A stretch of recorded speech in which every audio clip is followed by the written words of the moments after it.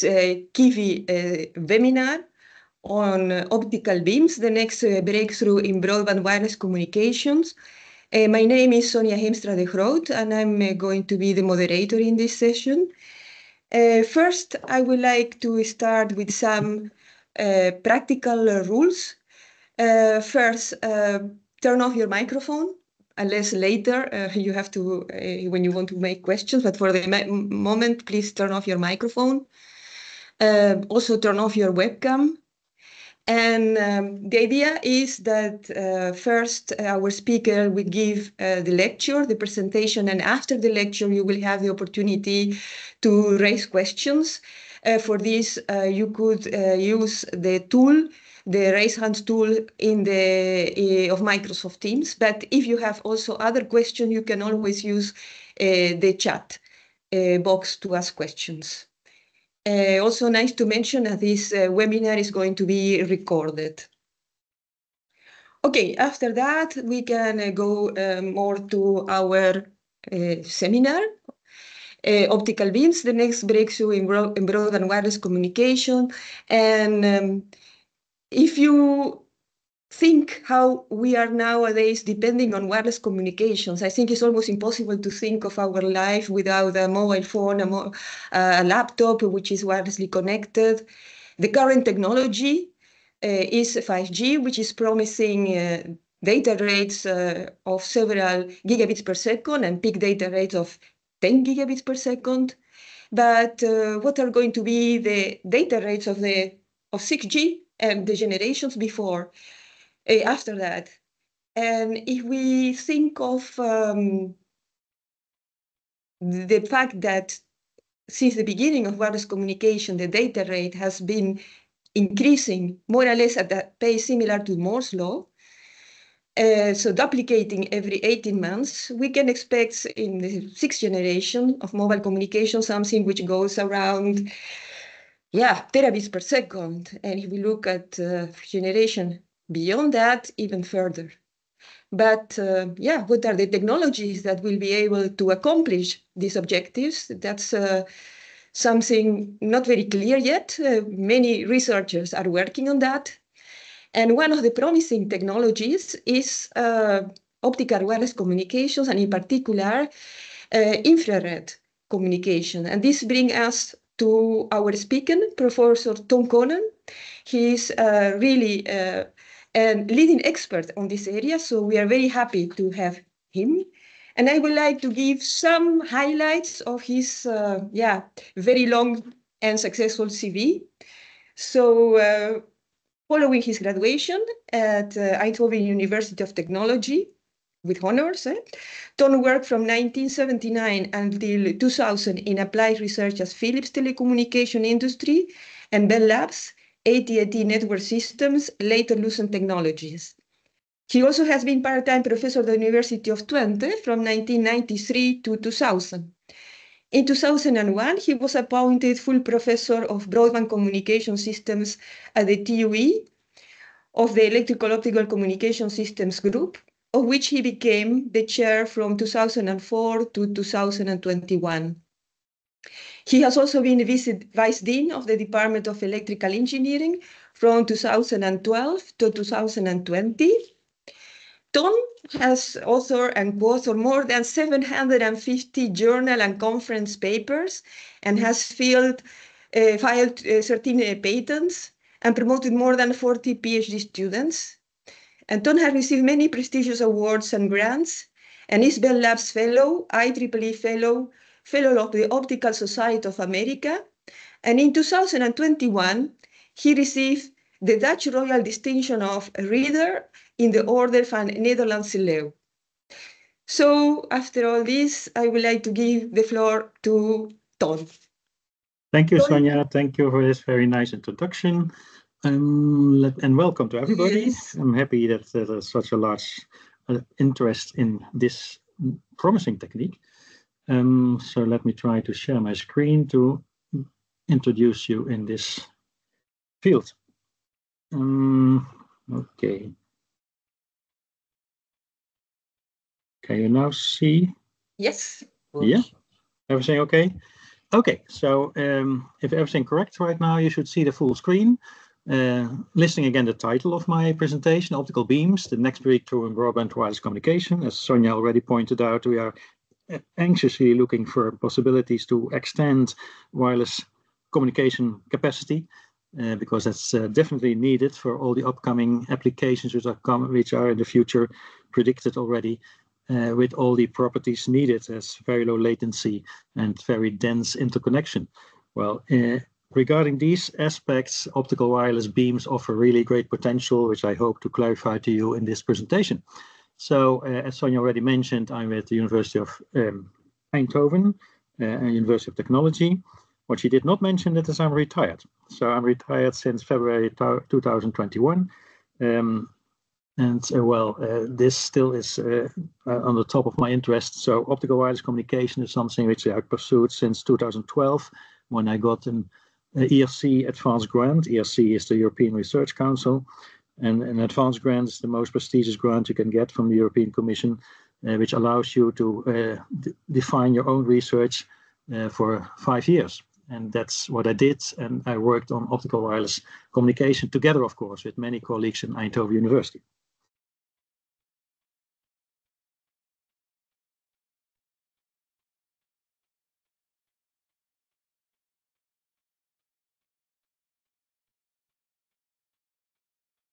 Ton? Hello? Cannot hear. I think His microphone is muted. Ton, your microphone is muted. Microphone. Ton? Get in the picture, get in the picture. Turn maybe on your camera and make a sign, wave sign. Ton? Ton? Yeah, he can see you. Ton? No, but he cannot see me. You are visible. Yeah, but okay, he cannot But see me. he's watching now.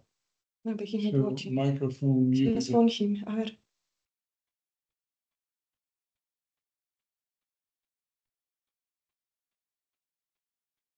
This is really bad. So he's trying to figure out. Ton? Tom Conan. Mic. Okay, now the mic is on. Ton, you have been muted, eh? So yeah, but now it's on or not? Now it's okay. Yeah, it's okay. Okay. So apparently I have. Okay. So sorry. So let me briefly start over you then, because you missed a lot. I was just introducing myself, and thanks to Sonja for the very nice introduction of myself. But one thing to be added is that I'm retired since February 2021. Ton, sorry that I interrupt you. This part went okay, but when you switch to the first slide on the outline, then it went wrong. Oh, that's right. That's right. And now, can you still hear me? Yes. Yeah. So now you hear what I'm telling about. Okay. So then here you missed me before, right? Okay. So you can hear me, right? Yes. Okay, so let me outline what I intend to present to you. Well, first, let me introduce why we're interested in optical wireless communication, whereas there's already such an extensive base of radio-based wireless communication available. So what has optical wireless to offer more than radio can already do? And in particular, dive then into the two main flavors of optical wireless communication.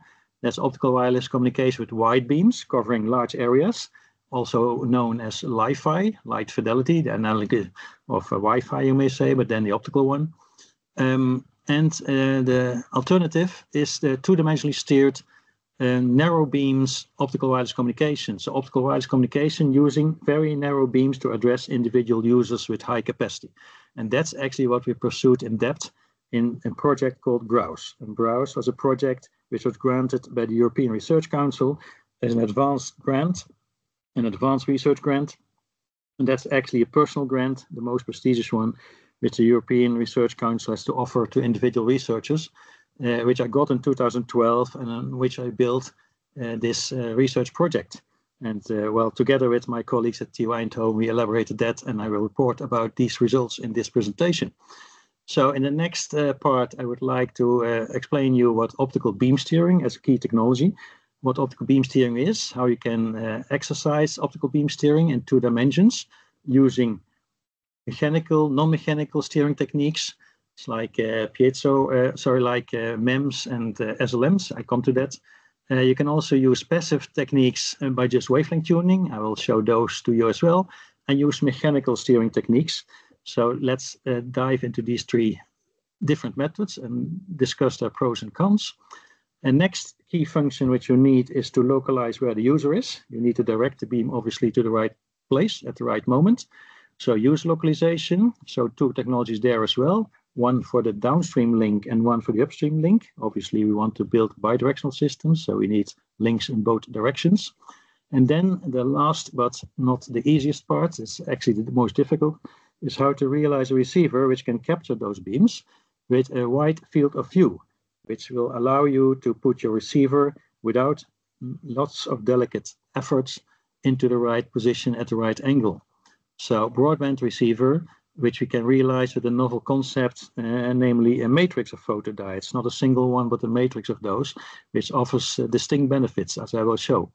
And then how such structure will enhance the optical beam coupling to the receiver, and in that sense, increase the performance of the whole system. Well, and then how all these three key technologies come together in a bidirectional system, which we built in our laboratory and extensively tested.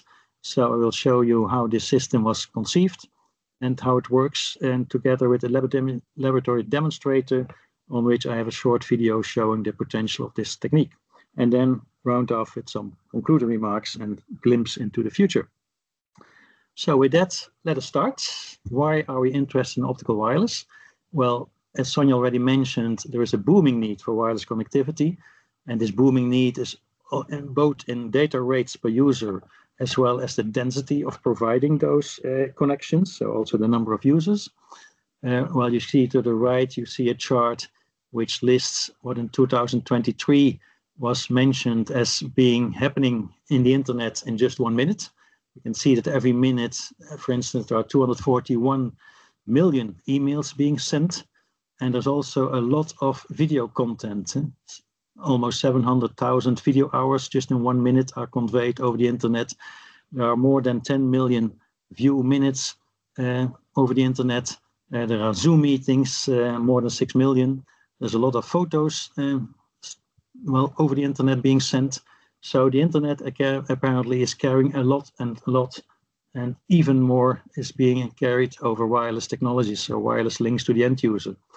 Those huge booming needs for wireless capacity, they are really congesting today's radio-based wireless networks, especially when we look to the indoor networks, where we know Wi-Fi. I think all of you have experiences in that Wi-Fi is not performing as well as it originally should. So there are several reasons for that, and congestion is the main issue there.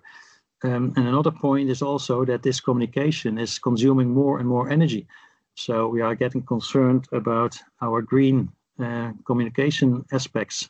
How can we save our environment by coming up with technologies which are more efficient in consuming energy? So that is to be solved, at least to be addressed by introducing optical wireless communication. We know already that optical fiber can do a lot. Optical fiber is really the needed backbone for the internet. If we now can prolong the fiber network with wireless connections to the user, then we have all optical communication, all of the network, and that will pave the way towards high capacity, user dense interconnection. So we are looking for that in particular, using two-dimensionally steered narrow beams addressing individual users, and that is studied in the BROWSE architecture. BROWSE is the project which we got granted from the European Commission to do research in this field. So let's look at what's happening in the radio spectrum. The radio spectrum, well, with the latest advances, people are approaching the terahertz region. So let's say up to 300 gigahertz, there's happening a lot there, and all kinds of frequency bands, and they're being consumed for transporting more and more traffic. And as you can already see, it's already reflected in this picture. There's a huge occupation of the spectrum. It's really getting very tight, and that gives you this congestion problems, for instance. Well, but above the 300 gigahertz is just where the optical part starts. So if you look to the infrared part of the spectrum, and on top of that, the visible range. Those frequencies go up to more than 750 terahertz. And if you look to the bandwidth, which is available in just in the visible range from 430 to 750 nanometers, that's no less than 320 terahertz. 704, sorry, more than 320 terahertz. Infrared is the region mostly used for optical fiber communication, especially the region between 15 and 1600 nanometers. That's infrared for fiber, the best part. And that also represents 12.5 terahertz. So there's plenty of bandwidth available in the optical part of the spectrum. So how can we really access that spectrum to enable us to carry much more traffic in the wireless domain? Well, infrared is therefore the very interesting part. Visible is where the systems, the Wi-Fi systems mostly work. Visible systems are making use of existing illumination in the room and recognizing that the light sources may be modulated at megahertz speed, and in that way also convey data rates, but not very high data rates, as this bandwidth limit is pretty strict. For infrared, infrared is the spectrum range which is used in fiber communications, and there we know that we are going up to very high speeds with today's lasers at pretty high powers. We can have easily bandwidths beyond a gigahertz. Moreover, detectors are available in that range which are very sensitive. So the toolbox for fiber communications operating in 1.5 micrometer region, so infrared, offers a lot of possibilities to be applied in the optical wireless domain. Well, this sounds all pretty new, but actually it's not that new. If you recognize that Alexander Graham Bell, the inventor of the telephone, as you know, already came up with another invention, the photophone, in 1880. And the photophone was actually something which also operates on light. Now you can see here a picture of his patent on that, on the photophone, where sunlight is coming in and sunlight is being focused on a vibrating mirror over here, which is activated by the human voice. And then this modulated signal is conveyed to the receiver part, where it's converted back to a loudspeaker and can be witnessed by a user over there. So this is really conveying information by means of light in a wireless way. So it's a precursor of what we now know as optical wireless communication. And Bell even said, well, I consider this my most important invention, although it's not as frequently used as the telephone, of course, but he was really saying that this has a huge potential. So building on that idea, optical wireless really deserves a lot of attention. And optical wireless, actually, you may also think about that in, various length scales. I mean, talking about indoor is what we are mostly doing these days. So how can you, from existing luminaries, make individual connections to users? And serving them individually gives you a high capacity per user. So going beyond 5G short reach broadband services, but also a very long distance. If you think about communication between satellites and from the Earth surface to satellites, those long reach communication can also be done very efficiently by powerful optical beams. So laser SATCOM is a technology which is, for instance, also heavily studied at TNO. And also many industries all over the world are looking for that, for long-range free space communication. In this presentation, we mainly focus on the short-reach part, so I will go into more depth in that area. Well, we know that wireless capacity is, the need for that is growing tremendously fast. And there is Cooper's law, Martin Cooper, emeritus the chairman of ARRAYCOM, who once said that, well, this maximum number of voice conversations doubles every 30 months. And how can we keep up with that? Well, to increase radio spectrum efficiency, which in the last 45 years has been increased with a factor of about 1 million. And if you now are investigating how this gain is being achieved, then it's partly achieved because there's more spectrum available. Think about these days where we are approaching in the terahertz region. Frequency division multiplexing techniques have helped a lot, a factor of 5. Modulation, advanced modulation techniques, spread spectrum, etc., offer you another factor of 5, but then still a factor of 1600 is missing, and that is the main factor actually leading to increasing the capacity of a network. And that factor is achieved by spatial division, so making ever smaller cells, and each cell itself can have particular capacity, so it creates many, many more cells, gives you much more capacity, and reuse the spectrum in those cells. So spatial division is a very important key technology to increase the capacity of wireless networks. Think about the picocell technologies of these days, right? And just by excellence, optical communication is very well and can very well master to create small cells. So going to smaller cells is the virtue of optical communication. Well, optical wireless communication for indoor. In fact, you may discern two major options, as I mentioned already in the outline. We have the visible light communication, where you use existing luminaries to illuminate a large part of the room. And within that footprint of the beam, there are multiple devices available, and each device shares the base station at the ceiling. So this sharing concept means that each device only gets part of the capacity of that VLC base station, and therefore the capacity per individual device is pretty limited. They're really competing with each other. Moreover, these luminaries are typically not designed primarily for data transfer. They're more designed for giving as much light as possible. So in that sense, they're also not optimized for broadband communication. So these two aspects lead to the fact that the individual capacity per device is pretty limited. As an alternative, you can think about a base station at the ceiling, which conveys narrow optical beams which are so narrow that they address individual devices. So each device gets the full capacity of a beam and does not need to share it with the neighbors. So knowing from fiber technologies, we can easily reach beyond 10 gigabit per second per beam. And that's not to be shared. So you can already imagine that the capacity per device really goes up tremendously by applying optical steered beams. Well, as a user, you would like a system which is scalable to many users. So every room should be able to host many users, each getting high capacity with a lot of privacy, which is also power efficient and cost effective. And all these requirements lead the way towards beam steered optical wireless communication. The first option, using visible light communication, is typically done with LEDs.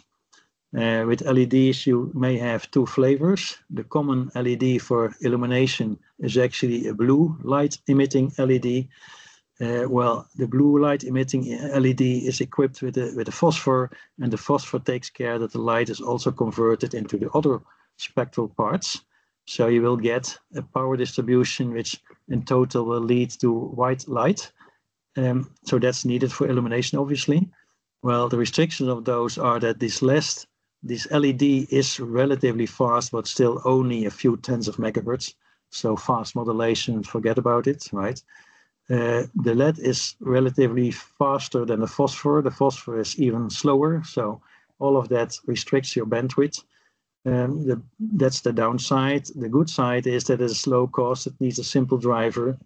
And if you use a blue filter at the receiver, so you only receive then the blue light of the LED and not the other generated colors from the phosphor, then you can work towards the bandwidth of the LED itself. So that helps, but still not beyond a few tenths of megabit per second, maybe 100, but that's it. Right?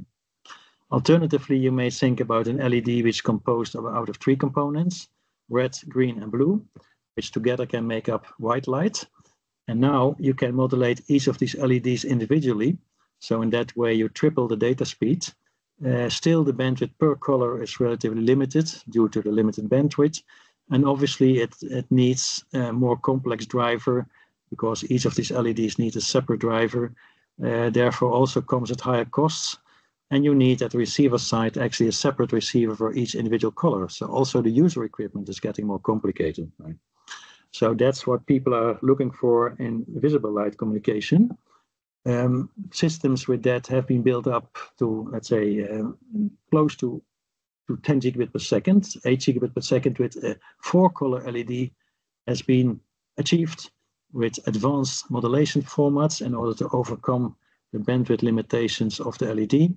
So all of this is pretty nice work, of course, but it's typically reach limited and pretty complicated.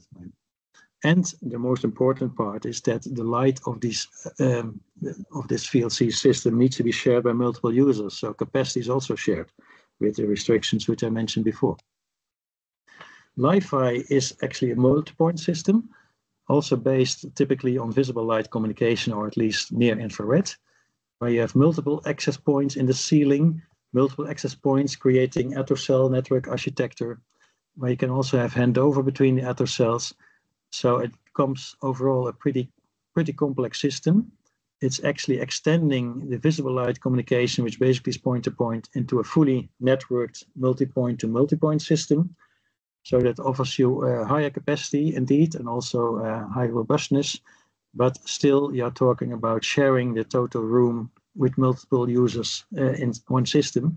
So again, capacity per individual user gets restricted because of this sharing.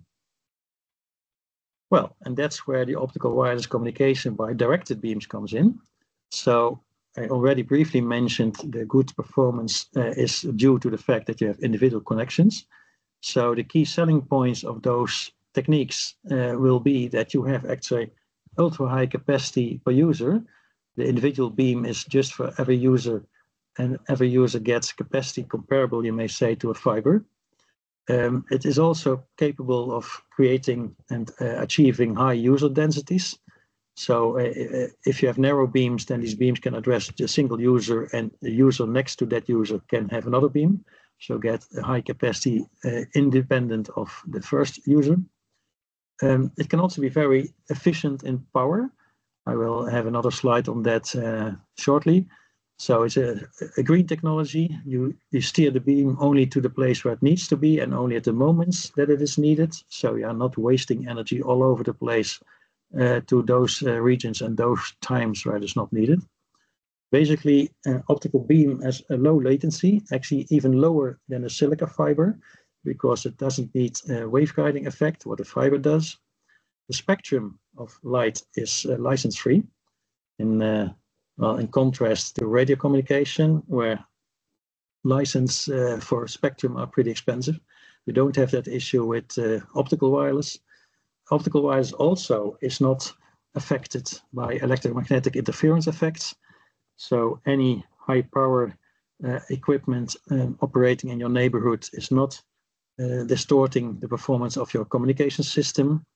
You can use it next to the radio parts. So optical wireless doesn't mean that forget about radio wireless. Radio wireless is still needed, but it can alleviate a lot of the traffic burden which is on the radio domain and take it over in the optical domain.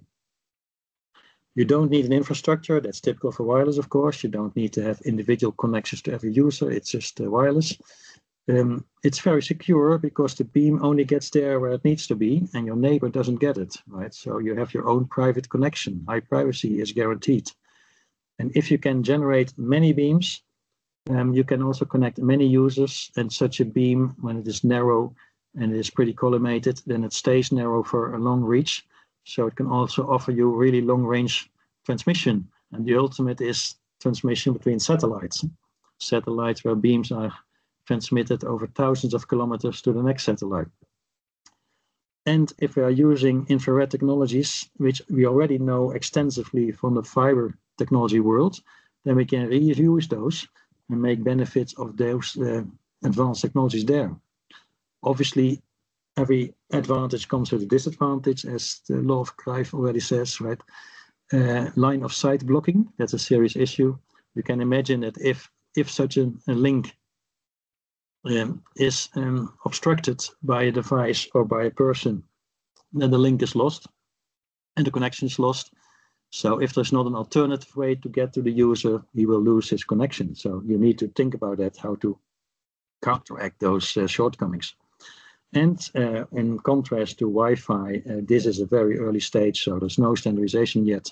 Wi-Fi obviously has a lot of benefits from the fact that it's worldwide standardized and can be produced at very low prices. But those mass market aspects still need to grow for optical wireless.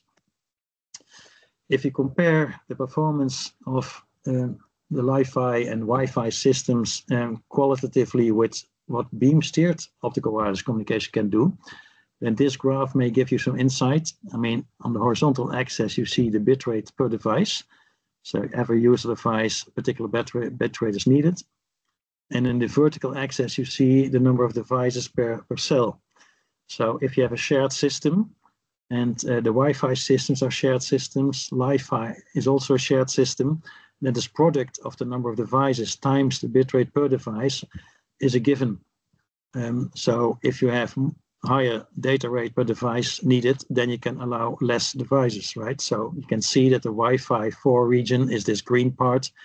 It's larger if you go to Wi-Fi 5, Wi-Fi 6 offers even more. Li-Fi also offers a little bit more, but again, capacities beyond a gigabit per second become a problem, right, with those radio shared technologies. On the contrary, if you look for optical wireless communication with beams, where every user gets its own beam, then you don't have this sharing issue. So you don't have this borderlines given by a constant product, right? That means that you can go up for each individual user up to the maximum of a beam and introduce as many users as there are beams available. And we built a system, as I will show you later, which can host more than, well, typically 128 users in a single system with optical beams. So that's about capacity sharing. So you get much higher user density is possible. Think about the pink region over here, which you can now enter with using these optical beams. Much higher data rate per device. The privacy already mentioned, the EMI aspects are mentioned as well. And high energy efficiency, because the signal only gets there where and when it is needed. You don't steer a beam to a place where no user is at that particular moment and no capacity is demanded. So you may, in short, say that the optical beam is like a virtual fiber. It performs like a fiber, even better, because it doesn't have this waveguide dispersion, and it yields a very high capacity and enables a very high user density. And that's really the big pro of optical wireless with beams. It's also a green technology, as I briefly mentioned already, and that's because of several aspects. Well, every user gets its own beam, so it's its own fiber, more or less, virtual fiber. Because a fiber and also an optical beam has a huge capacity, that means that you actually don't really need to do a lot of signal processing to fit the signal within this bandwidth of your spectrum, of your channel. So you don't need the signal processing or only a minor part of it. And it means also that your latency becomes very low. The beam is going only there where it is needed, as I mentioned, so you don't waste energy. And also because it's pretty private, everybody gets his own beam and the neighbor cannot listen in.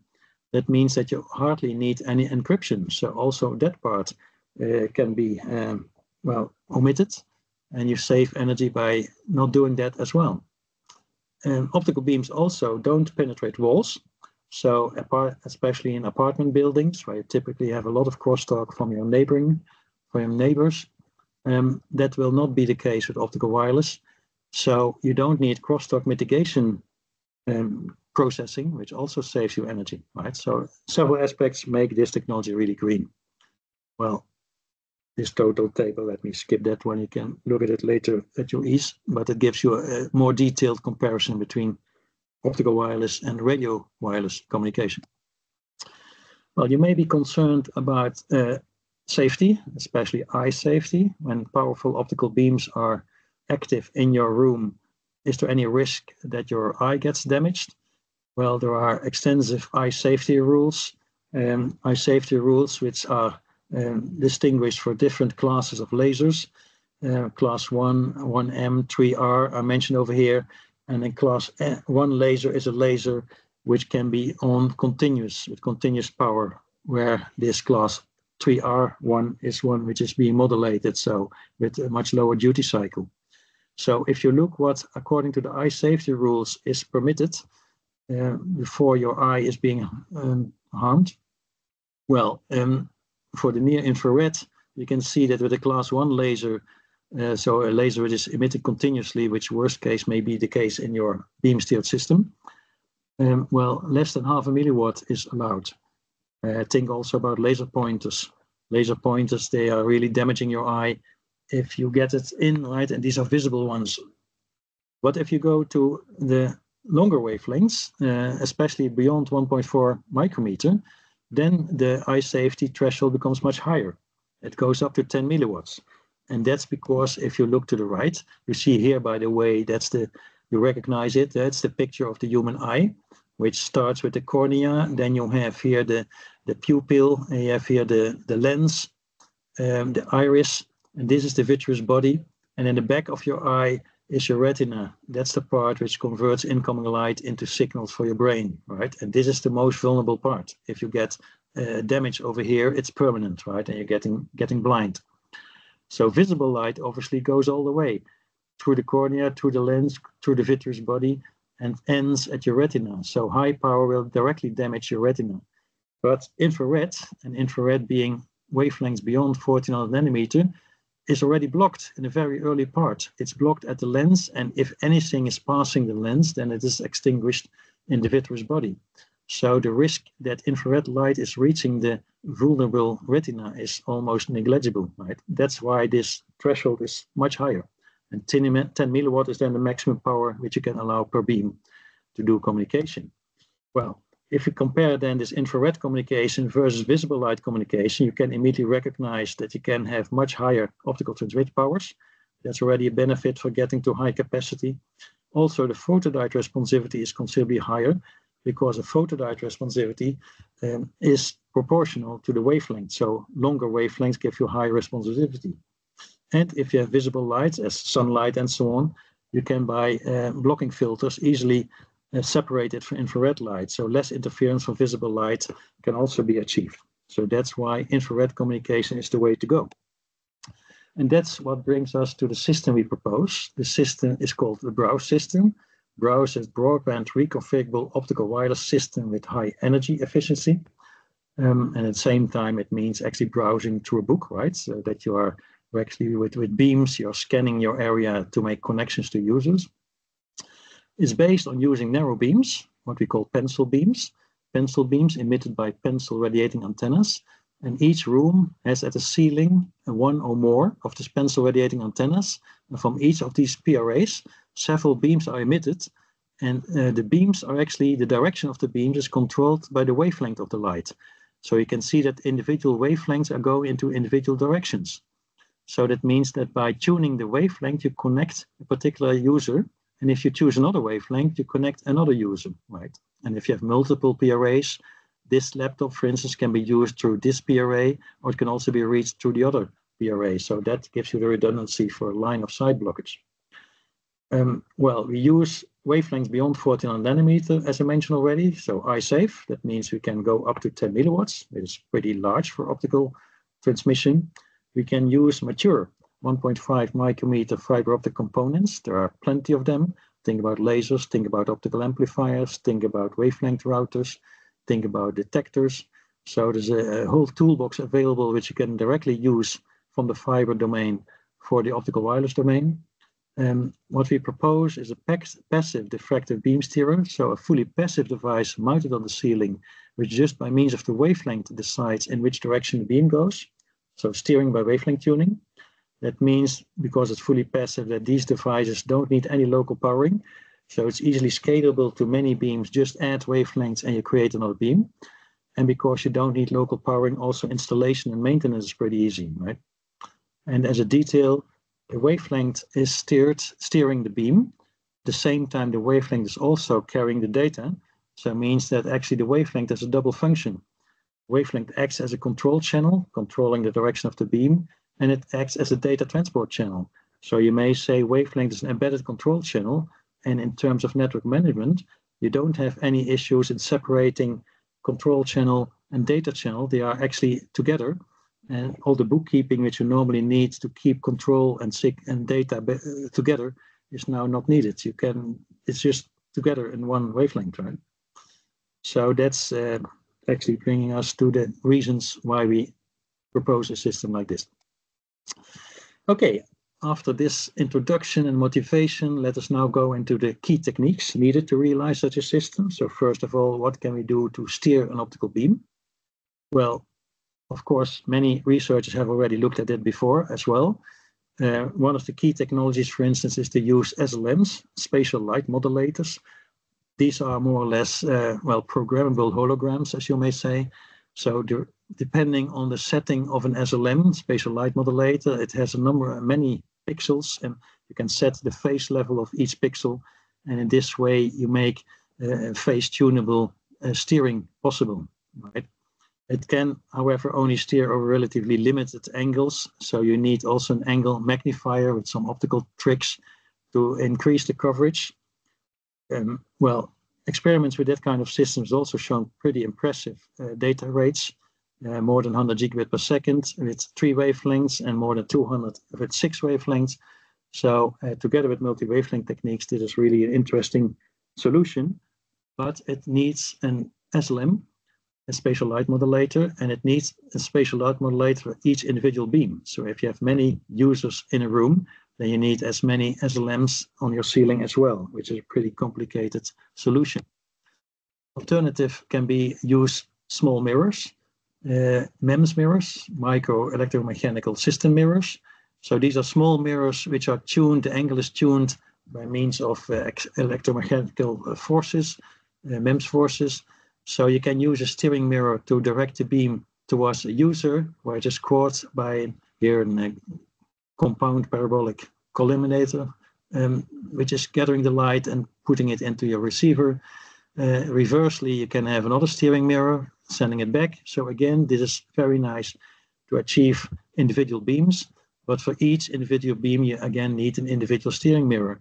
So again, with many users, you need many of those devices on the ceiling, which makes things quite complicated.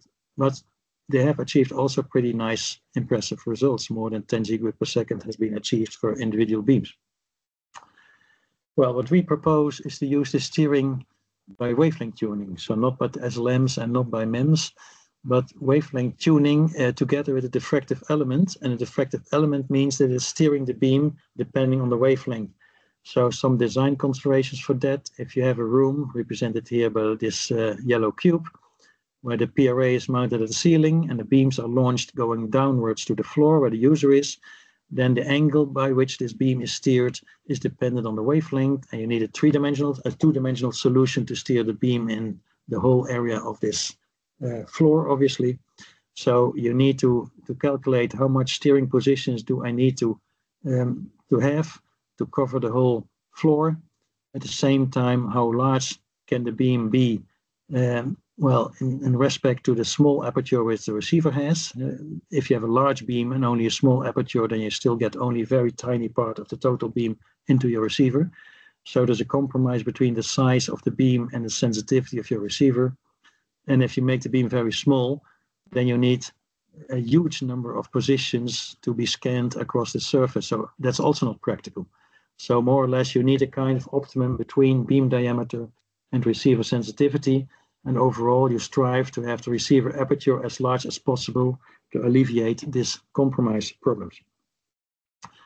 Well, reflecting light in a particular direction depending on the wavelength, that's something which we know already from basic physics, which you probably have also seen in secondary school, if not later on in your education. A reflection grating actually acts upon an incoming ray, and the incoming ray is dispersed into different directions depending on its wavelength and also in different orders. So the well-known grating equation is describing how the reflection angle psi connects to the incoming angle I by means of the wavelength and also by means of the order. You can play around where if you vary the wavelength, then the reflective angle is changing, and you can make all kinds of considerations how the maximum tuning angle can be reached without getting into a next order, because typically the same wavelength is dispersed over multiple orders, and you want only one order actually. You don't want the next one and the next one activated as well. So you need to carefully dimension what your total steering range can be. That's actually by this formula, but that goes a bit into too much depth, I guess, at this moment. Well, that's for one-dimensional steering, but we need two-dimensional. So what can you do? Actually, we proposed a solution over here, which uses two gratings, which are crossed. So the fibers coming in here, transporting many wavelengths, the wavelengths are first made into a collimated beam and then hit a first grating. The first grating with what they say a small free spectral range. So that means that the diffraction angle phi is really changing fast when you change the wavelength. So changing the angle dependence on wavelength here is fast. Then it hits a second grating, which has a large free spectral range. So there the changes of the diffraction angle psi, which is orthogonal to the first one, is actually much slower. So this one is varying fast, the phi, and the psi is varying slow. And it means that together you get into a kind of line by line scanning.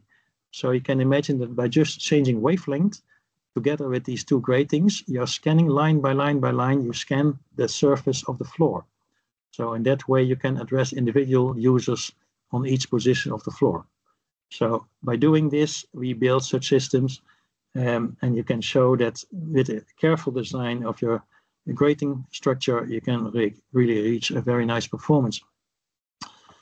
For our system, which we in the end built as a demonstrator, we actually chose a different approach, which is based on a so-called arrayed waveguide grating router. An arrayed waveguide grating router is a well-known device in fiber communication, which is able to separate incoming wavelengths into outgoing ports. So here you see a common input fiber carrying capital N wavelengths. Then you have an AWGR, which separates those wavelengths into individual ports, lambda 1 up to lambda n. And then this array of fibers is now just reconfigured into a two-dimensional matrix, a two-dimensional fiber array, where each fiber is positioned with respect to an outgoing lens. And now you know from basic physics that the position of a lens, when the lens is put in the focal plane, a position of a fiber, when it is put in the focal plane of the lens, that the position determines in which direction the beam is actually going, right? So the angle of this yellow beam is going downwards, whereas from another fiber here, the pink one, going upward. So choosing a fiber means that you choose a direction of the beam. And choosing a fiber means actually tuning your wavelength over here. So tuning the wavelength determines in which direction your beam goes. And that's really powerful. Here you can see the different components by which we built up such a system. We built up such an arrayed waveguide grating router with an array of 128 fibers in a kind of hexagonal structure, as you can see, which is more efficient. These 128 fibers are combined together with a large numerical aperture lens. In this case, it's a camera lens, which we just commercially acquired. It's actually for the visible range, but it performed really satisfactory also in our applications for the laboratory. And then we need this arrayed waveguide grating router, so the device which separates the incoming light in all these individual components. So for that, we used two well-known AWGRs in the C and the L band, together providing 144 ports. And out of these 144 ports, we could fit 128 in such an array, which fit together in the entrance aperture of this lens. So we built a system with that, which has, first, this is 128. The first one we built had 80 ports, and we achieved, for each of those, we achieved 112 gigabit per second in a transmission setup, which I will show in the next slide.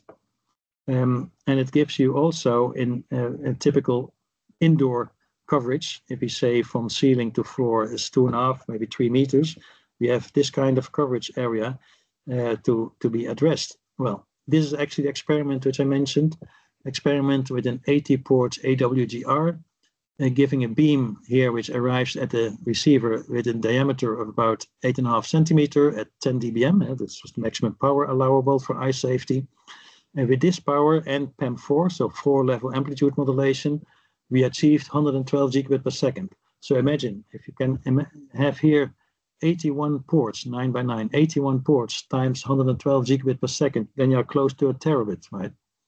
A terabit, sorry, even 8 terabit per second. You can achieve with such a simple structure. Imagine that you need to do that with radio wireless, right? It's pretty impossible. Well, that's steering with wavelength tuning.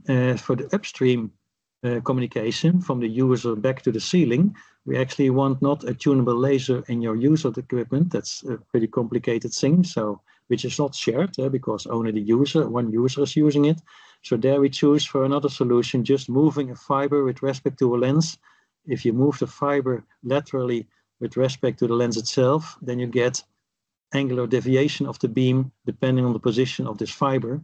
So if you do all the math behind it, you can show that this works pretty nice.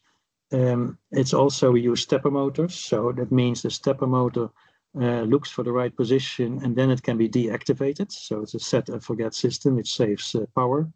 And in this way, we did the upstream alignment with all the necessary field of view what we have. That's about beam steering. The next key issue, is to localize the user. Well, actually, we need to localize the user from the ceiling downwards, right? So the downstream link needs to be established.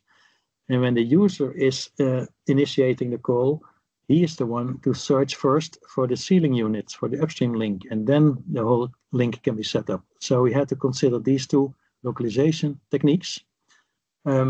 Basically, localization techniques are well known already also from the radio technology. So there are triangular algorithms by which with 3 units you can calculate what the position of your target unit is. So you can have multiple ceiling units where the outcome of those units is processed at the user device, and the user device then calculates where the ceiling unit is. You can also have the user device sending to multiple ceiling units, and then the ceiling unit can calculate where the user is. And you can use technologies for that based on the signal strength which you receive, or the angle of arrival, or time difference. So there are multiple technologies available, multiple approaches, but all of them require calculations. Well, you can do this, well, all these calculations consume power, obviously, and take time. You can do also camera observation. So there can be a camera at the ceiling observing where the user is, and in that sense, translate that to a geometric position and use that for the beam steering. That also works pretty well. But all of these technologies, with VLC, you have multiple luminaires, all these technologies need active functions at the user device, either signal processing or light beacons, which you need to send up for the camera. So these active functions mean that you are consuming power at the user device, extra power, which reduces its battery life, and that's also typically what you don't like. This is the example of the camera-based localization. So a camera which is observing the user area, the user itself is equipped with 4 LEDs which are blinking, and particularly blinking sequence is a kind of ID of the user, which the camera can recognize and then identify where that particular user is. So that works nicely, but as I mentioned, it needs active functionalities at your user site. So we thought about something else that's based on reflections, in particular our retroreflection. So what we considered is what we call corner cube reflectors. You may know these devices from basic optics. So a corner cube reflector is a device sketched over here, where an incoming light ray is hitting the device itself. It has 3 facets which are mutually orthogonal, and the reflection at each of those facets brings the beam together into the original direction where it came from. So an incoming beam and the returning beam are exactly parallel, and that's due to the fact that these 3 facets, these reflecting facets, which are arranged as a cube, are exactly orthogonal. In a 2-dimensional picture, you can see it over here. Incoming beam reflected over here. Then it goes to the second facet where it's reflected again. And if these 2 facets are orthogonal, then the returning beam is exactly parallel to the incoming one. The difference is that it is displaced. And this particular displacement you want actually to minimize in order to keep your beam, well, the original profile of the beam as good as it is. So that's the idea of corner cube reflectors. Well, note that this is a fully passive device. So for launching a beam and detecting it doesn't need any active functionalities at your user device. That's actually the big benefit. So that's what we investigate in our laboratory. The basic idea is sketched over here. We have already the beam steering system, which I explained before. So we have a tunable laser, which together with the AWGR creates a beam into a particular direction, depending on the wavelength. Then here we have the receiver with the photodiode, which is, of course, detecting the signal and leading it to the receiver. But around the photodiode, we mount now a corner cube reflector ring. which are many miniature corner cubes and which take care of reflecting the incoming beam backwards to the transmitter side, where in an ideal case, the lens refocuses this returning beam onto the outgoing fiber, the fiber port of the AWGR, and then the light travels backwards through this fiber, and here you have an optical circulator, meaning that the light coming back via the circulator is now going into this port and going to a localization processor. So as soon as the beam is returned exactly into that port, it's detected over here and it's told to the tunable laser over here that that's the right wavelength for addressing this particular user. So it's more or less an auto-calibrating system. The wavelength itself calibrates the position of the user, and at the same time it also is carrying your data. That's what we think an important benefit is auto-calibration. You don't need separate bookkeeping to have the localization calibrated to the steering. Well, the offset, which I mentioned before, is proportional to the diameter of the corner cube. Well, you actually want to have a very little offset, so that means you need miniature corner cube, but the miniature corner cube obviously can only catch a little part of this ring. So that's why we say we need an array of these miniature corner cubes. And that's what brings us up to this solution, which is actually commercially available. These are so-called retro-reflecting corner cube foils, which are commercially available and used in many places already for road signage, for instance. So here you see a microscope photo of such a corner cube foil.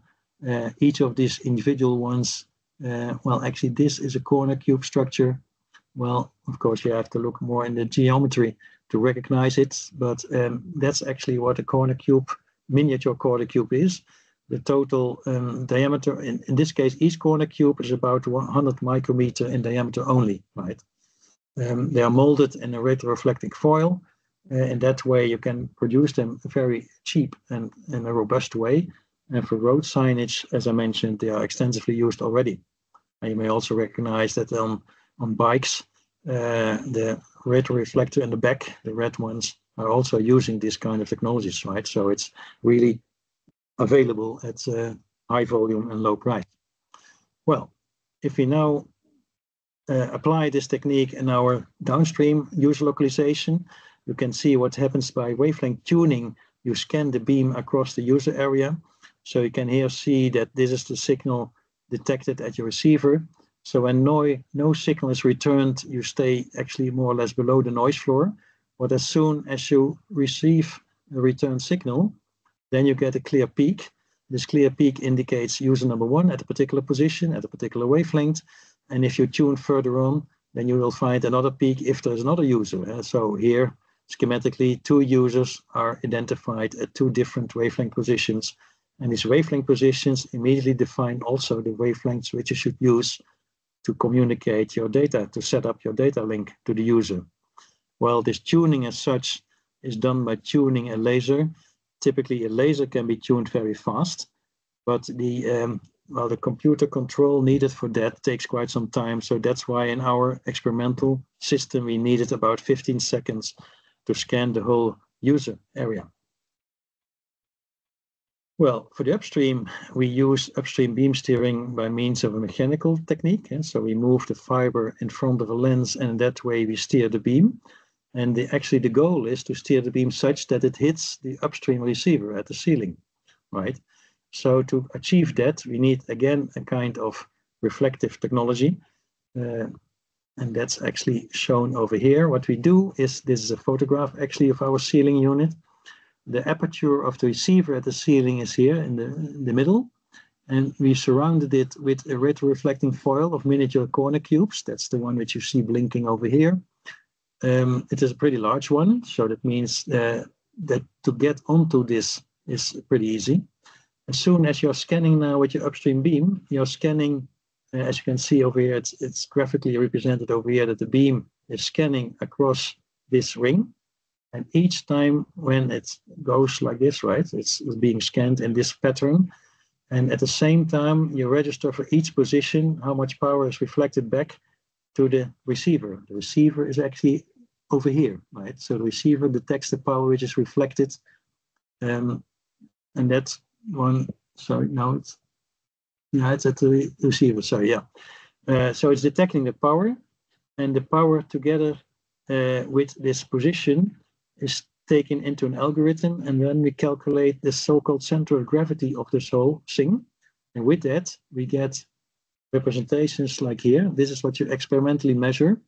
And ideally, you would find something like this. So when the launching beam is in the middle of this ring, you will detect nothing comes back, right? It's the whole beam is within the detector. If it's on the ring, actually, part of it is reflected. So you get onto the crater of this volcano.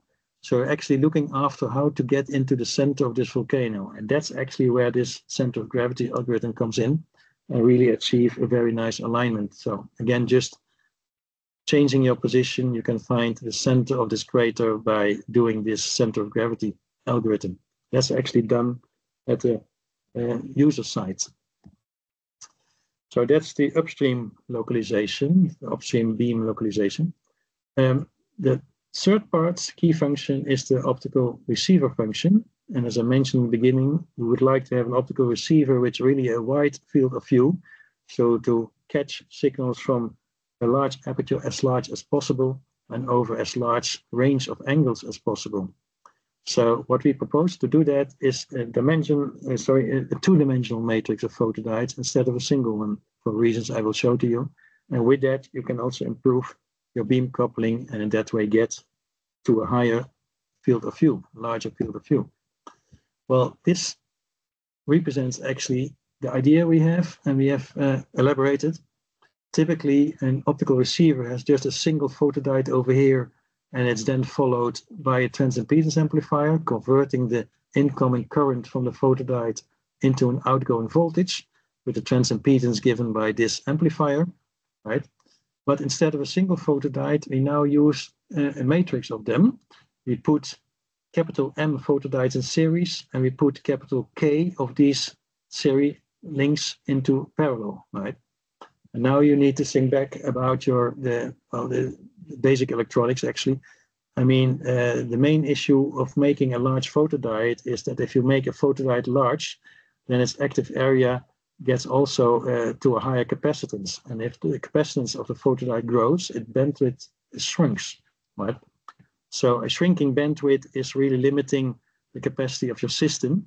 So what you would like to do is to enlarge the photodiode area without increasing the capacitance of it. And that's what you can do with such a matrix. Because if you put M of these photodiodes in series, that's equivalent to putting M capacitors in series. And M capacitors in series do have a total capacitance of 1 over M, which is scaled by a factor 1 over M. So the capacitance is M times smaller when you put M of them in series. If now at the same time you have those serial connections put in parallel, K of them, then your capacitance goes up with a factor of K again. So this one divides by M, and the parallel connection amplifier multiplies it with K. So if K and M are equal, the result is 1. So that means that of a matrix which is symmetric, M by M, the capacitance of such a matrix is equivalent to that of a single photodiode. So in other words, the bandwidth is the same, whereas the area of your photodiode is M squared larger, right? So that's actually the idea we elaborated. Here you can see in the equivalent circuit model of such a matrix, here you can see this factor K over M times the individual junction capacitance of a single photodiode. And this total capacitance then is now equal to the single photodiode capacitance if you choose K equal to M. So with that idea, we can show you that the performance gets really better than a single photodiode. The bandwidth is the same and the performance gets better. Here you can see the graphs. Vertically is the transimpedance of the total amplifier, and horizontally is the frequency range. So with a single photodiode, you will have a frequency characteristic like the green one over here.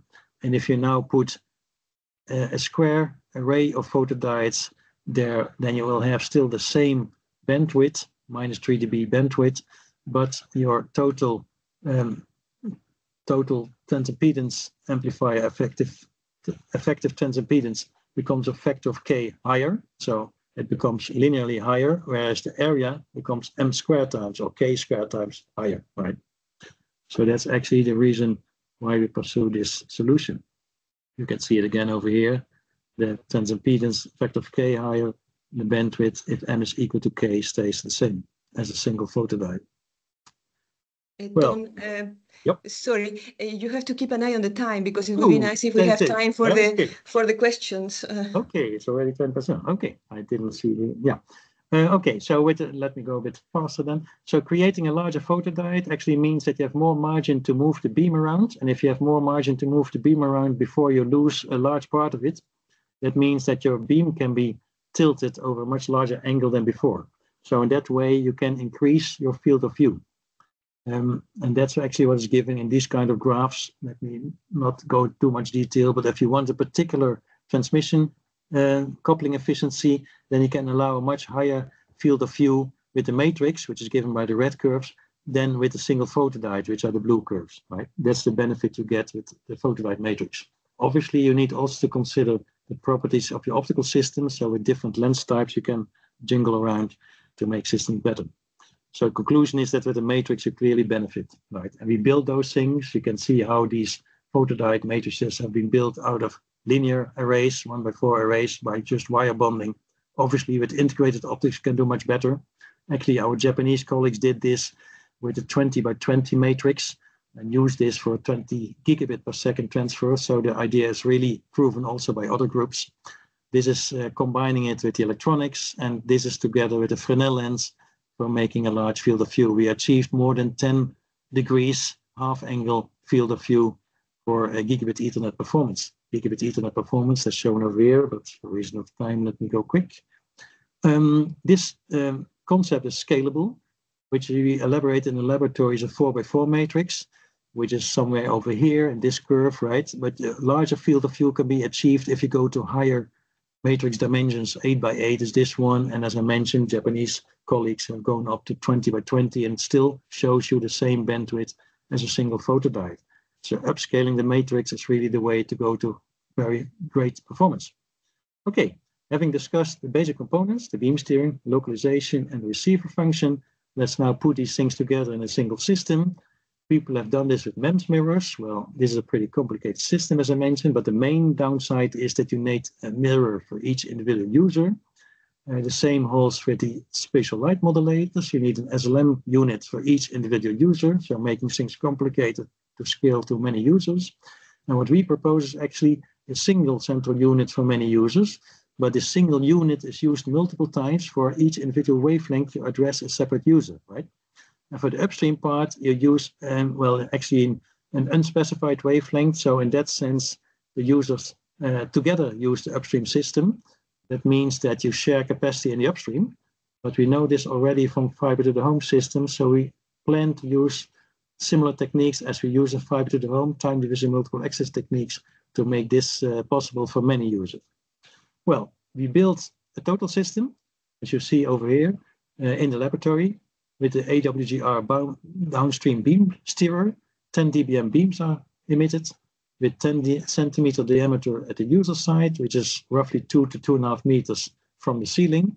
The user dongle is receiving this, and there is this red reflective ring, which helps with the photodiode over here to localize the user. In the upstream direction, we have this XY stepper controlled fiber positioner, which steers the beam upstream, which is much more narrow because we have much less power available. So the beam needs to be more narrow to convey enough power into the receiver aperture of the ceiling unit.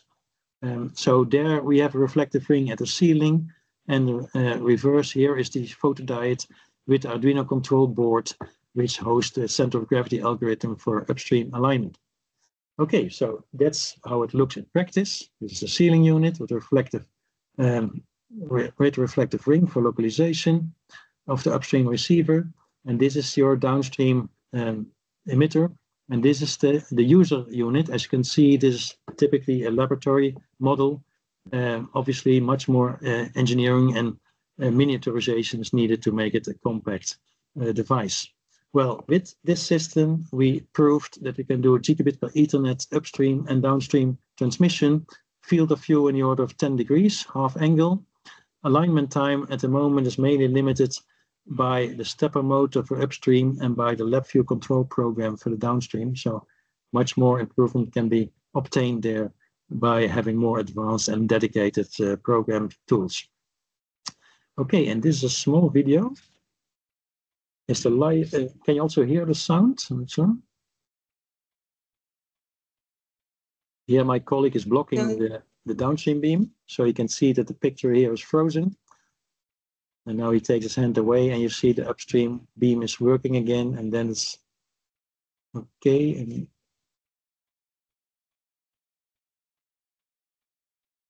okay, so this shows you the gigabit Ethernet video transmission, both up and downstream, is working. Okay, so this kind of technologies can have extensive applications. So I guess at the discussion we can go into more detail, but you may imagine that in rooms where you have users pretty close to each other or equipment pretty close to each other, where EMI is a key issue, and in hospitals, for instance, or in industry halls, then really this optical beam steering can be very beneficial. Also with users which are having high bandwidth needs for gaming, for instance, you can have much benefits. Data center networks where you need top of the rack connections with very low latency. Also there, optical beams can do a great job and so on. Okay, concluding, I hope that I have shown to you that narrow optical beams are really offering you a great future for high capacity per individual user at high privacy levels with low energy needs, immunity to EMI. I showed you the key functionalities needed. I showed you a bidirectional system, which we demonstrated in the laboratory, showing video streaming at gigabit Ethernet speed. Well, in the next steps, we would look for more integration of these key functions, photonic integration, and also engineering to make the user module in particular more robust. And we think that this kind of technology is very promising for the outstanding needs of this upcoming wireless world, right? Think about the 6G systems, and they have several acknowledgements to make. And another one is that there's also a book upcoming in which much more detail can be read about this technology, which hopefully appears by the end of this year or early next year. It's been in preparation. Okay, thank you for the attention. Sorry for the rush for the last part, but that's because of the time. Okay, thanks a lot, Ton, for this very interesting presentation. Okay, we can see that you have been doing a lot of very interesting things. Difficult, of course, to summarize all this in this relatively short time. But there is time for some questions. There are already some in the chat box. The first one, but maybe I hope has been answered in this presentation, is there is indeed plenty of bandwidth available in higher frequency bands, but that is implied that there is also large effective throughput available. And I hope... yeah, let me briefly... Oh, sorry. Okay, no, please, Tom. Yeah, well, what I showed you, actually, the system which we applied in our laboratory setup is the beam steering using this AWGR, this arrayed waveguide grating with this individual ports. The arrayed waveguide grating is separating wavelengths and does this with limited bandwidth, right? But the bandwidth of each port is 35 gigahertz. So that means that baud rates up to about 60 gigabaud are possible, right? And that's how we could get into this kind of more or less maximum of 112 gigabit per second if you use PAM4. If you go to more advanced modulation formats, you can also go further than that, right? And another option to go even further if you would need, I mean, I think 100 gigabit is quite enough, but imagine that you need even more. You could also think about using multiple wavelengths in each beam, right? The nice thing of this arrayed waveguide grating router is also, but I didn't have the time to go into that detail, that it actually has a kind of circular performance. So you can use each input port to carry multiple wavelengths, and then they come out at different output ports. So having multiple input ports can multiply your total system capacity. So this is, quite impressive what one could achieve. Another question is, if the usage of optical wireless communication increases, at some point, the use of that frequency may be regulated. including license. What do you think about that? Yeah. Let's say that let's say visible light. You can never put a license on that, right? You cannot forbid people to look at green objects or so, right? So visible light cannot be licensed at all, and I think the same holds for infrared, right? So can you imagine that there ever will be a license that particular parts of the infrared spectrum may not be used? Especially if you are close to the visible part. I mean, 1.5 is not that far away from the visible range, which extends up to 800 nanometers, right? It's just a factor of 2. If you're talking about 10 micrometer, which is, I think, used in heavy power lasers for cutting metals or so, that's different business, right? But we are staying far away from that. Okay. So I don't expect that license can be a problem. On the contrary, I think that you don't need a license. That's actually one of the big advantages of optical wireless. Yeah, sure. Another question has to do with what about the immunity for sunlight, direct or indirect? Right. Yeah, that's also a good point. Photodetectors may also be sensitive to light from the sun, right? And next to the infrared. That's another reason to go for infrared, because without blocking all the light from your room, coming from outside, you can use filters, optical filters, which block visible light and transmit, they let pass infrared light, right? You know already these kind of things like, well, heat passing filters. On the contrary, if you would, on your window, if you would put heat reflecting foil on your window, that would also imply that your infrared beams stay inside your room. Even if you would direct the beam towards your window, it doesn't get out.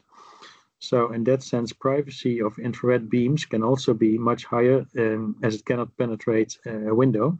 Whereas with visible light communication, obviously you want a window to transmit visible light.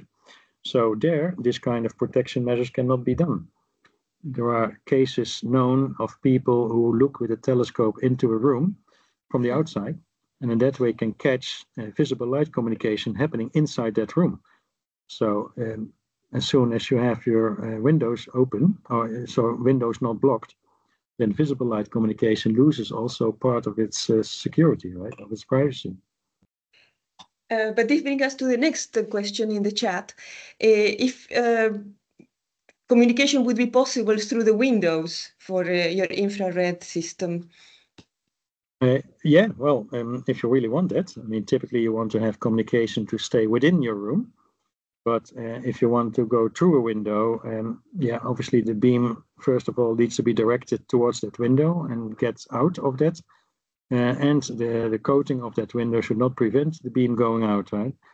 Well, you have this heat reflecting foils. Well, whether they are really very effective at 1.5 micron, I don't know, but they are probably effective. And that's the purpose also at longer wavelengths.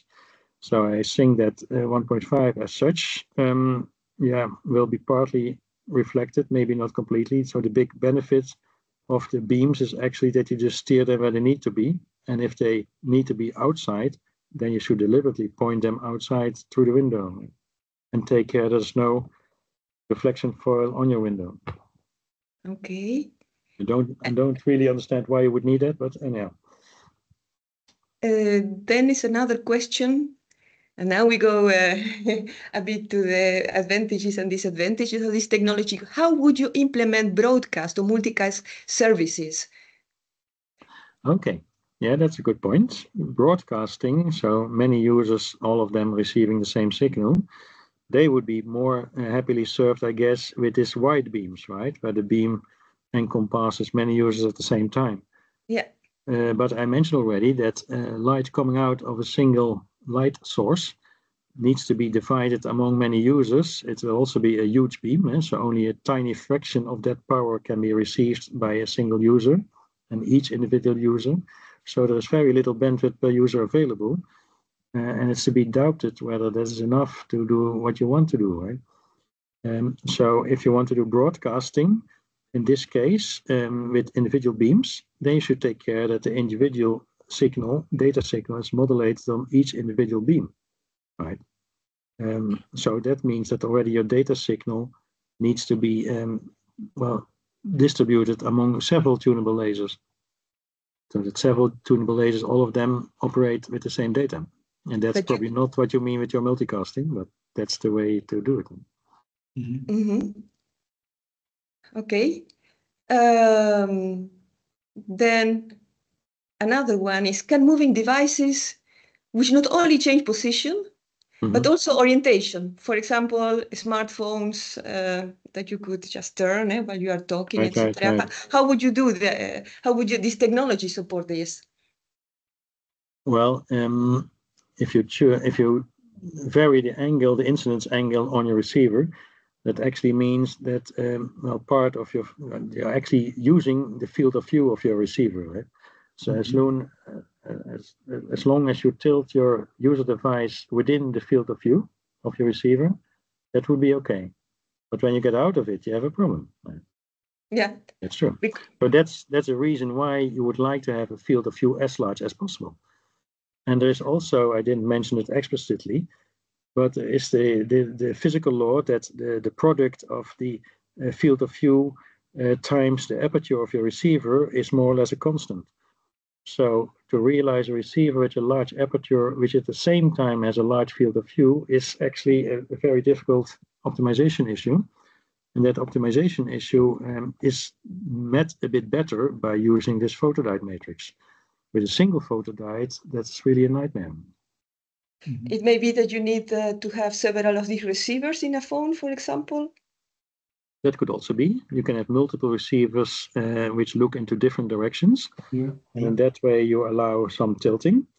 Again, the field of view of those structures, I mean, you have then the multiple field of views for each individual receiver. Together they add up. You also add up then because you need to combine the signals of these receivers together, you may add up with increased noise levels. So whether your signal to noise ratio in the end is sufficient, that's to be seen. But you can also play around, and that's, I didn't show the formula, I didn't have the time for that, but if your lens which you use, we use a Fresnel lens. The Fresnel lens is a lens which is not very good for imaging, but for collecting light, it's really good because it combines a very large aperture with a short focal length.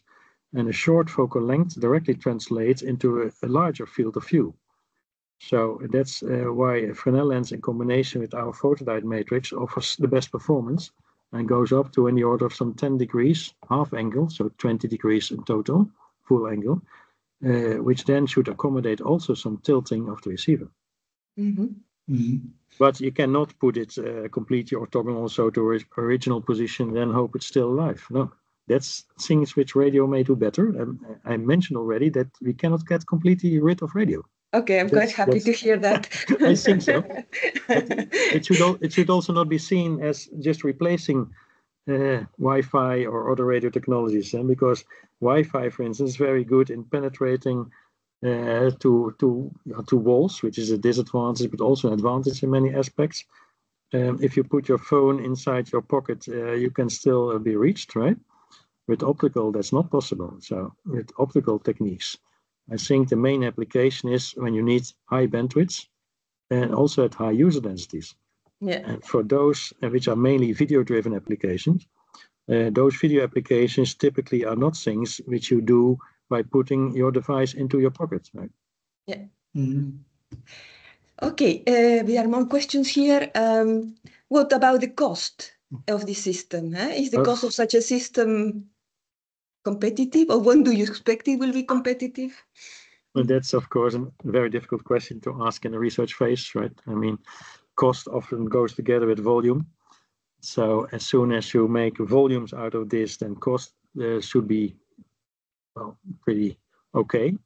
I mean, when a single transistor was invented, nobody asked what a microprocessor would cost, right? So it's a matter of volume. And there's really potential for optical integration here. If you look at the photodiode matrix, typically people make a single photodiode which only needs to connect to a fiber. The fiber has a very small core, which typically is in the order of 10 micrometer. So a photodiode doesn't need to be much larger than 10 micrometer and therefore can achieve a very high bandwidth. But for optical wireless, it's a different case. Then a beam comes in which is much larger than the core of a fiber. And therefore, the photodiode as such should also be much larger than the original 10 micron, right? And that's where this photodiode matrix concept comes in. This photodiode matrix concept means that you actually combine many photodiodes into one.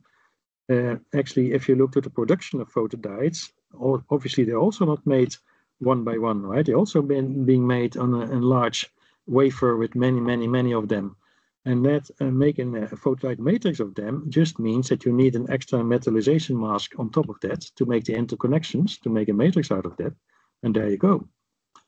So you will then have less of these things than you would have if you would have single photodiodes.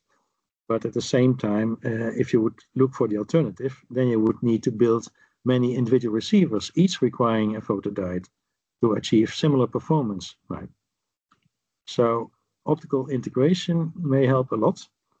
The same holds also for this arrayed waveguide grating router, which we now built up of commercially available things with fiber tails and so, fiber pigtails. But again, there with optical integration, you can integrate this on a single chip with the waveguides on chip configured into this particular two-dimensional structure. And then you also have this beam steerer much more compact and hence much more easy to produce and with lower cost. But what the cost will be, I think that's very hard to answer at this moment. Right? Okay, because there is also another question which is related to how expensive would be this system or the wavelength variable laser. And I'm looking at the time, that's why I'm going to compress. I think it has been partially answered with the previous question. And yeah, that's even more difficult than one that comes now. When do you expect the first commercial product to come to the market? Oh, yeah. That's usually, as I mentioned, that's a matter of putting resources into it, right? I mean, if you have a research idea and you have many people working on it, each engineering different parts of it, then it can go pretty fast. I mean, I worked more than 20 years in industrial applied research, and there you can see what teams which are really dedicated to go after a particular product, how fast they can act. We built a wavelength division multiplex fiber to the home systems in the early 90s, last century, right? And that was done within a year. We built more than 200 of those devices for field trials in Germany. And that's when you put an industrial team together with the right funding and the right enthusiasm, you can go really fast. That's a matter of resources and a matter of funding, of course. Yeah. But the fact that you use already for this technology, that you use mature fiber techniques, that means you already have a big starting base, so to say. You don't need to go from scratch. You already have a lot of components in your toolbox which you can directly be used. Okay. And then the last question, giving a look to the time, what are the limitations to the maximum data rate? That's the last question that we have received. Yeah, good point. I mean, the maximum data rate. If you look to, first of all, you need to generate this optical signal, obviously. So a laser diode can do that at, more than 10, maybe 20 to, yeah. There are laser transmitters available going, beyond 20 to 50 gigabaud laser symbol speed, right? So depending on your modulation format, you can go really up to 100 gigabit or more. For data center interconnects, there are now interconnection lines available, which go to that kind of speed, 800 gigabit per second or more. So laser speed is really already available. The point for an individual beam is that you need also the bandwidth to accommodate that speed due to the spectral broadening. Obviously, the optical spectrum broadens when you modulate it at high speed. Well, this AWGR, which we used in our system, has a bandwidth per channel of 35 gigahertz, which allows, according to Nyquist, in the order of 60 gigabaud symbol speed, right? And if you then use PAM4, then you go up to 120 gigabits per second already. If you go to PAM8, well, you go even to double that, right? So in that sense, you can really go to high speed. And if you add to that multiple wavelength techniques per beam, they can multiply that further. So per individual beam, I guess you can really go up to terabits. Okay, quite impressive. Okay, I think this is very interesting, Tom, but we have to stop because we have already even past 9 o'clock. I would like to share my last slide. So thanks a lot, Ton, for this very interesting presentation and interesting discussion. Thanks to everybody for all your interest. And Ton, normally we would have liked to pass you some physical present, but this is a webinar, so you will receive some, let's say, digital gift shortly from this session as a way of appreciation for this very nice talk and all the time you have spent preparing this presentation. Thanks again to all the audience. And before closing this session, I would like to give the floor to the chair of the KIVI section Telecom, Dr. Hype Ekelenkamp. Hype, are you there? Yes, I'm here. I was very much impressed by this presentation. It is good to see this overview, but I have only one question. Now, Paul is retired, and with retirement, you always look back, isn't it? And you are still producing books. I saw that. That's more for the future. And I have then a question. There were so many things happened in the past 50 years when optical communication started in the 70s. And I wonder, why was it not presented before? Why was not this optical communication used before? What were the main hurdles and the bottlenecks to wait for 50 years? So you don't have to answer it now, but I only want you to... Do you mean how? Because I think we know each other from optical communication in the 70s, right? That's right. That's right. Yeah. So you know, also wondering... I think you were involved in the very first fiber trial in the Netherlands, right? The Eindhoven-Helmond fiber trial. That's right. Right. So that's where it all started in the Netherlands. And actually, we also started with many promising wireless technology in the Netherlands, right? I think the Wi-Fi basics were laid in Nieuwegein, right? Yes, that's we right. Had the Bluetooth basics being laid well in what is it? Not in Enschede, but also in the Netherlands at least. So Bluetooth and Wi-Fi both have the cradle in the Netherlands. Yes. And I think optical wireless and other wireless technology, which can be again the cradle in the Netherlands. Only this time we really need to benefit it from industrial perspective. Right? Very nice that you go back to the history of development. It's a little bit a reflection, and with reflection there comes something like the heritage, what happened.